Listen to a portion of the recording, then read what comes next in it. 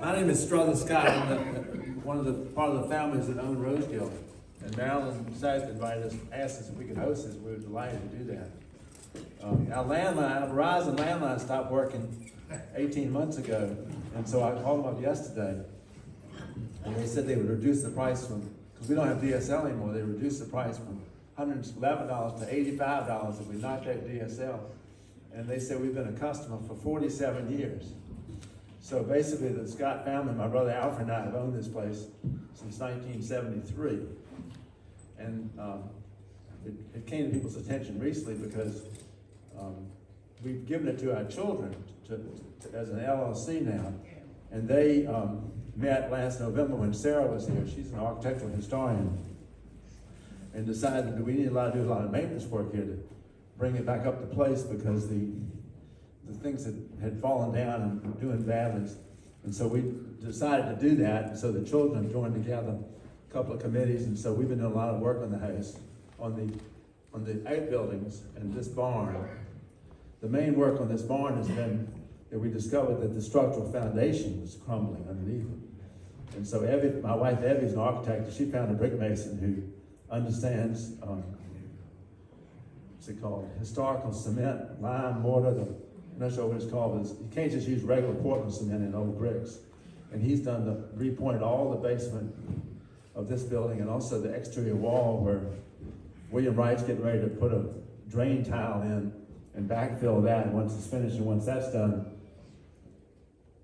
except for painting this building, our work on the barn will be done. But anyway, we're very glad to have the museum people here at Rosegill. Welcome you. Hope you enjoy your event. Things go well. Thank you. Thank you.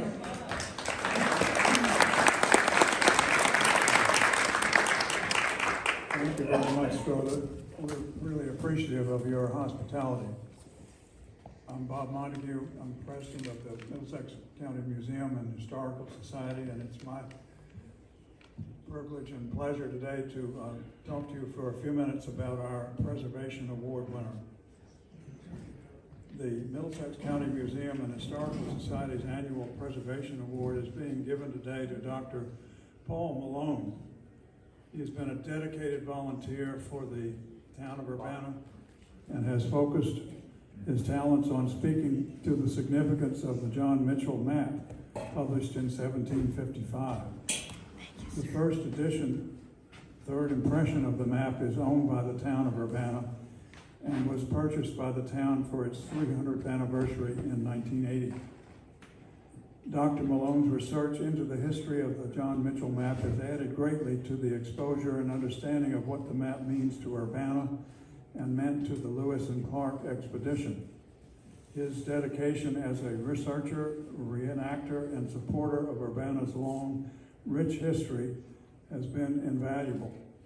So this year he is being presented with the museum's annual Preservation Award. Paul, thank you so much for all of your time.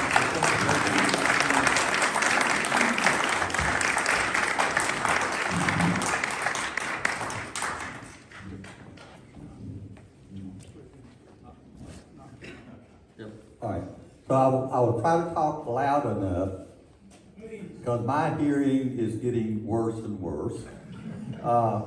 I'm Paul Malone.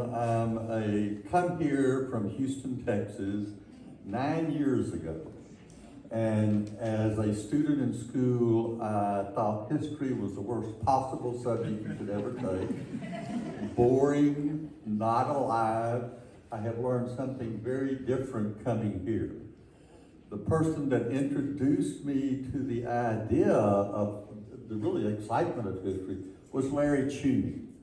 He's written the 19 plus books, history books of the area, and he is a wealth of information that hasn't been written down yet.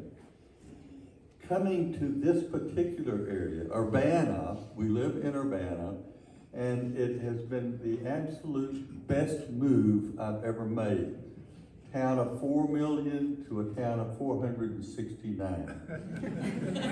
I really didn't know what we're moving into until Bill Hite, a descendant of Christopher Robinson, one of the founders of Urbana, made the point that if you would take a pen, stick it in Urbana, and draw a circle with a 50-mile radius, that was the extent of the civilized world here for more than a dozen years. So everything for us in this country starts here and spreads out.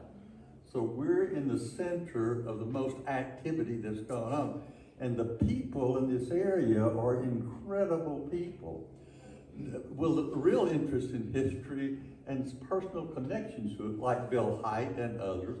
Bob Montague's family goes back for 50,000 years. I say that in jest. His family tree goes back 1,300 years in his hall. It's knowing things like that that are really interesting. I have talked the most about Dr. John Mitchell and the Mitchell map. That's what I'm known for. But I want to talk just a little bit about something different, and that is the history of Rosegill and what it has meant, and how much this family has really, sacrifices they made to give us what we've got here. Rosegill was founded in 1649. Ralph Wormley was given the patent for 3,200 acres, came here. There was nothing here, so he started totally on his own, no directions about what to do or anything else, and he built up a plantation. He was a planter merchant, so he had a tobacco plantation, grew great sweet tobacco here, but he also imported tools and seeds and cloth and shoes and saddles and sold them to the other farmers, small people around, small businesses around. He was in industry right here and made his life very comfortable from 1649 to 1680. That is 31 years that he did it all on his own. In 1680, something that I talk about in a slightly different way at the museum about the John Mitchell map, there were the Act of Cohabitation, which established Urbana, or at least 19 tobacco ports. Urbana was one of those, and 50 acres, which is now Urbana, was purchased from Ralph Wormley for 10,000 pounds of tobacco. That virtually ended the incredible life he had built for himself, because the town became his competitor. He drug his feet. He resisted as long as he could. Finally, the forces back in England made it so that he couldn't resist anymore, and the town was established. The merchant part of the Rosegill plantation virtually went away and went to the town and other people. So that was a whole loss. This family, the people that owned Rosegill, paid for having a town and giving the rest of us opportunities to do things. But that wasn't the end of it. It was Ralph Wormley the fifth, I believe, fourth or fifth, that back in the Revolution did not give enough acknowledgement to the Tories, in terms he was a loyalist, and because of that, there was a Navy invasion force, if you will, came and bombed Rosegill, took all the slaves, took everything else, and exiled Ralph Wormley IV to a small place up north of here. So this family, including the owners now, are spending a lot to give the rest of us something that I think we owe them a debt for. So I haven't said anything about the Mitchell map, about really Urbana, but I think we need to acknowledge that Wormley and the founders of Rosegill and the ones that came on after are really a major contributor to the rest of us. This is the point that I'm wanting to make, and that is the history is not Urbana, the history is not Rosegill, the history is not Saluda, the history is not Lancaster. It's really all of it. We have wonderful history here. And all of us share in this celebration today. Just coming out, I think, makes a whole difference to the whole area here. I feel deeply, deeply honored to be given this award, and it truly shocked me when Marilyn called me to let me know. So I get a little bit emotional. But thank you for coming out here. Thank you for being who you are. I love this area. This is home, and this is where history of our country starts and spreads out. We need to have a lot of pride in that and be telling more people about it.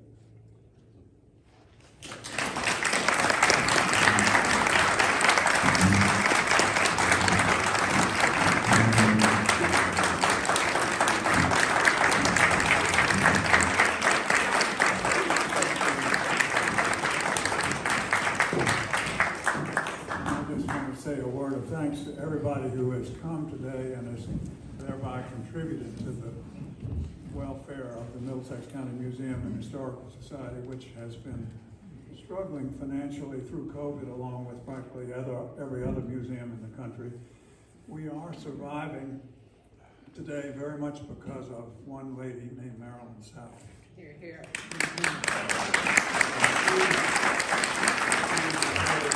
A whole lot more, and you'll probably be hearing more from her in the course of the future of the museum. My term as president will be expiring next year, and she will be taking over from me as president if all goes according to the plans of the nominating committee. Bob Pritchard will be becoming our vice president, and Tracy Wright is our treasurer, and Grace Parker is our secretary. And I particularly want to thank all of them for all they do as officers of the organization to keep us legal and recorded as making our own history and all that goes into running an organization like this. We have been through our ups and downs. We've had a theft, but we've also had a very busy year that all of you who receive our ask letter may already know a great deal about. So I'm not going to repeat that. The only thing it left out was our little car show that we had in October, which got rained on, so it was only attended by half of the cars that had registered for it. But as you probably all know, our museum is housed in an old gas station in Saluda. And so the automobile needed to be reflected in the history that we try to remember. And we managed to do it this year for the first time. I hope we may have started an additional source of activity and maybe remuneration for the museum by starting to have a car show at the museum. A lot of museums are dedicated just to cars, but ours may just be doing a car show once a year, but that can be the biggest visitation day of the year. It actually almost was, even in the rain this year, at our museum in Saluda. And if we have a sunny day like this, the car show will generate even more visitation, and we may be able to structure it in the future so that it generates more income for the museum. Some of you may know that I once was involved with Gunston Hall up in Northern Virginia, and one of the things we did there was to organize a car show that did turn into the biggest visitation day of the year for Gunston Hall. And at its peak, it drew 5,000 visitors in one day in a place that had 48,000 visitors during the entire year. So I'm hoping that that may be something that will be of help to our museum, in addition to everything else that's listed in our ask letter, all of which has been extremely good this year. A lot of it has been virtual, but we are starting to have in-person events like this one, again, because we hope we are emerging from the effects and after effects of COVID, and that you'll be hearing more about what we do, both live and virtual in the future. Marilyn, do you have any remarks you care to make today? Just let Clayton play and we'll finish up. Okay, well, I thank everyone for coming. We obviously very much are very grateful to you because we are a private sector organization, as we do get reminded every year by the Board of Supervisors. They are a public organization, we are the private one. But we carry the name, the Middlesex County Museum, and it makes people think we are a public sector organization when we're really a private sector organization.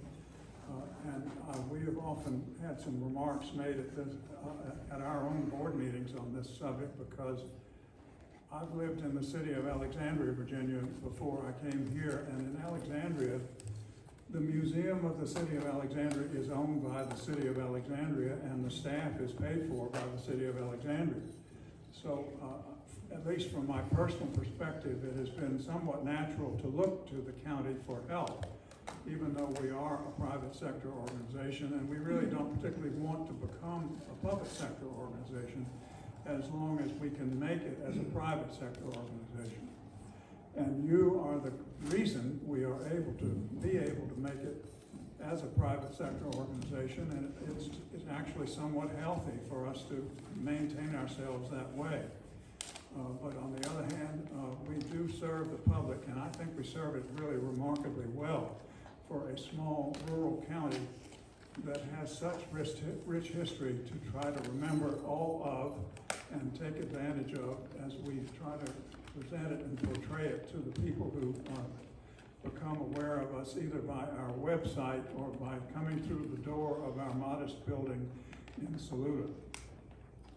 So thank you all for coming today, and there's still plenty to eat, I suspect, if you've not, through eating, helped yourself to some more food. And also drinks, because we don't particularly want to have to take it home. Bob, would you like to say That's something? kind of inconsiderate, but I think we need to be. Yeah, Bob, what Nancy Fisk and I are talking about is that this is the joint venture between the Friends of Urbana, and Nancy Fisk is the president of that organization. And it's informing museums of Middlesex in 2015. It has been extremely rewarding to have the then 3 museums come together and partner. And now this year we've added the Sloop Luna, which is also a really great thing to do. So thank you all, and we thank the Friends of Urbana for supporting that museum. So it is important. We have incredible history here, and we hope it can be better understood by the public, the depth of history. Thank you all.